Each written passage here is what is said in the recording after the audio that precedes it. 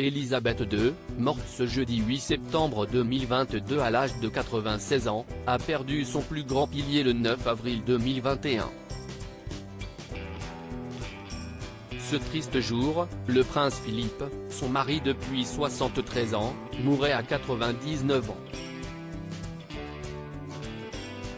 Cette disparition, la reine ne l'a sans doute jamais acceptée, malgré ses apparitions souriantes après la disparition du duc d'Édimbourg.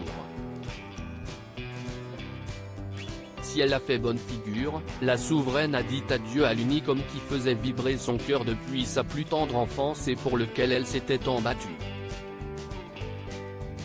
Car oui, s'ils se sont mariés le 20 novembre 1947, l'union était bien loin d'être validée par les proches d'Élisabeth II.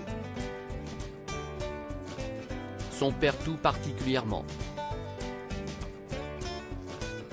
Comme tout papa avec sa fille, George VI a eu beaucoup de mal à accepter l'idylle naissante entre Élisabeth et Philippe de Mountbatten. Âgé de 5 ans de plus qu'elle à l'époque, il a 18 ans, Élisabeth en a 13, le prince Philippe était un élève officier de la Royal Navy. Certes, son futur beau-père lui trouvait des qualités au moment de leur rencontre mais pas au point de le laisser séduire sa fille comme le rapportait Gala. Il est intelligent, il a du bon sens, de l'humour, et pense bien sûr les bonnes choses. Mais Élisabeth est trop jeune pour cela. Elle n'a jamais vraiment rencontré de garçon de son âge. Outre cette excuse de l'âge, George VI ne validait pas l'attitude de Philippe de Mountbatten. Ce dernier était, selon lui, grossier, sans manières, ni éducation, et probablement pas d'une fidélité exemplaire. Et ce n'est pas tout. La famille était loin de servir la cause du futur mari de la reine d'Angleterre.